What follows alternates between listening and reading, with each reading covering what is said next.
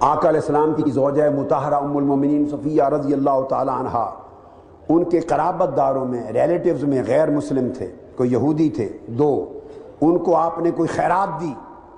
اور وہ خیرات جو مال جو چیز ان کو دی وہ ان کے پاس رہی، وہ 30,000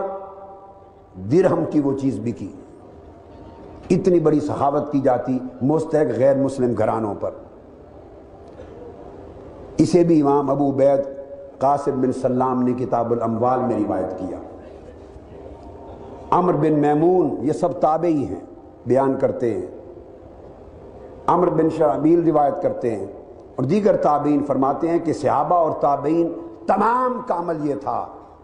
کہ جو راہب لوگ ہوتے، یہود و نصارہ کے عبادت گزار، ان کے راہب، ان کے پادری، جن کی زندگی چرچ میں گزرتی، عبادت میں گزرتی، اور وہ کماتے نہ تھے، ان کو جس طرح مسلمان غریبوں کو صدقہ خیرات اور چیریٹی بھیجی جاتی، غیر مسلم راہبوں کو بھی اسی طرح چیریٹی بھیجی جاتی تھی۔ صحابہ کرام بھی بھیجتے اور تابعین بھی بھیجتے۔ یہ بھی کتاب الاموال امام ابو عبید روایت کرتے ہیں، اور کتاب الخراج میں امام ابو یوسف روایت کرتے ہیں۔ یہاں تک اسلام نے قانون دیا، یہ بھی کتاب الخراج میں امام ابو یوسف نے اس کو بیان فرمایا کہ اسلام کا قانون یہ ہے کہ اگر کوئی غیر مسلم رعایا میں سے ضعیف ہو جائے، اولڈ سٹیزن ہو، ریٹائرڈ ہو جائے، جاب لیس ہو جائے، ناکارہ ہو جائے، ڈس ایبل ہو جائے، اس پر کوئی آفت مصیبت آ جائے، کام کرنے کے قابل نہ رہے، غنی تھا، امیر تھا، کسی وجہ سے ڈیزاسٹر کی وجہ سے غریب ہو جائے، اور لوگ اس کے مذہب کے لوگ مدد کرنے لگیں، تو اسلام کا قانون یہ ہے کہ ان کے اوپر جو سیکیورٹی ٹیکسز ہیں وہ ٹیکس اس غریب پر معاف کر دیا جائے گا،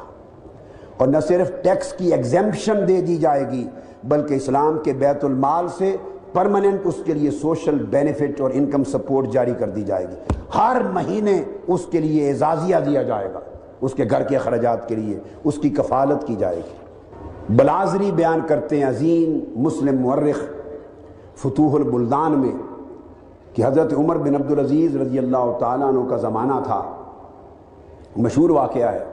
اموی خلیفہ ولید بن عبد الملک نے دمشق کے ایک چرچ کو گرا کر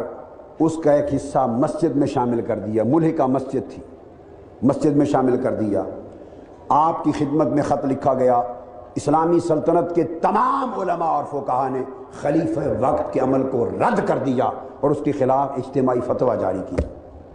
اور پھر یہ اطلاع عمر بن عبدالعزیز رضی اللہ تعالیٰ عنہ کو دی گئی، اور آپ نے اطلاع سن کر اس ولید بن عبد الملک گورنر کو حکم بھیجا کہ مسجد کا وہ حصہ جو غیر مسلموں کے چرچ کو گرا کر شامل کیا گیا ہے، مسجد کا وہ حصہ دوبارہ منہدم کر دیا جائے،